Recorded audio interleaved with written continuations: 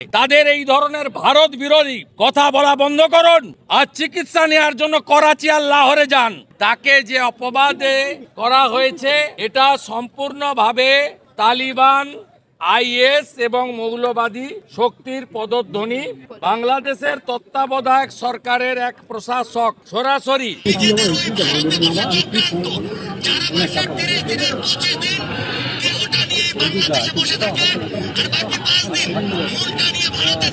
এই প্রশাসককে বলতে চাই, নুন আপনার আছে, আয়োডিনটা ভারতের।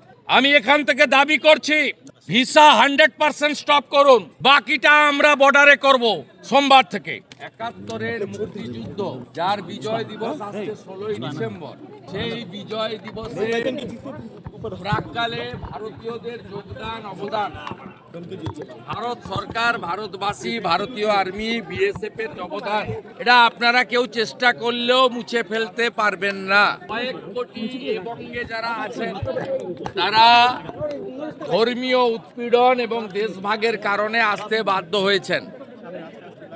আমাদের সঙ্গে মতুয়া মহাসংঘের সংঘাতিপতি সুব্রত ঠাকুরও ছিলেন।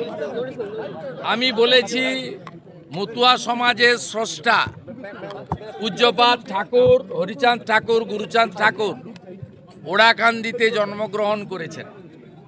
আমরা যারা এখানে উপবিষ্ট ছিলাম, ভিতরে গেছিলাম, ডক্টর শঙ্কর ঘোষ, শিখা চ্যাটার্জি, দীপক বর্মন, অশোক কীর্তনিয়া, বুধরাই টুডু, নিখিল রঞ্জন দেরা এবং সুব্রত নাম তো আগেই বলেছি। আমাদের প্রত্যেকের সঙ্গে বাংলাদেশের বহু মানুষজনের আত্মীয়তার সম্পর্ক আছে, শুধু আমাদের নয়, কয়েক কোটি মানুষের। আমরা এর আগে মুজিব সাহেবের সরকার দেখেছি, বিএনপি আওয়ামী লীগের সরকার দেখেছি আমরা হুসেন মোহাম্মদ এরশাদের সরকার, আর্মি রুল। কিন্তু এই ধরনের ভারত বিদ্বেষী কথাবার্তা, ভারত বিদ্বেষী আচরণ, এই রকমের হিন্দু নিধন, হিন্দুদের আস্থার জায়গা মন্দিরকে টার্গেট করা, এইভাবে হিন্দু সনাতনী প্রচারক প্রভুদেরকে মিথ্যা মামলায় জেলে পোরা, এ জিনিস আমরা বিগত দিনে দেখিনি। আমরা পরিষ্কারভাবে বলেছি এনাফ ইজ এনাফ, বন্ধ করুন এই নিধন।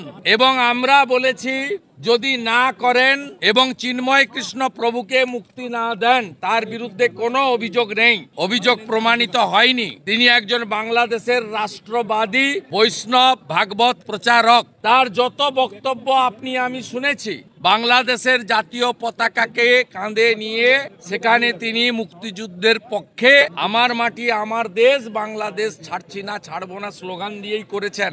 তাই তাকে যে অপবাদে করা হয়েছে এটা সম্পূর্ণভাবে তালিবান, আইএস এবং মৌলবাদী শক্তির পদধ্বনি। বাংলাদেশের তত্ত্বাবধায়ক সরকারের এক প্রশাসক, তিনি ক্যাবিনেট মন্ত্রীর পদমর্যাদার সমান, তিনি আজকে সরাসরি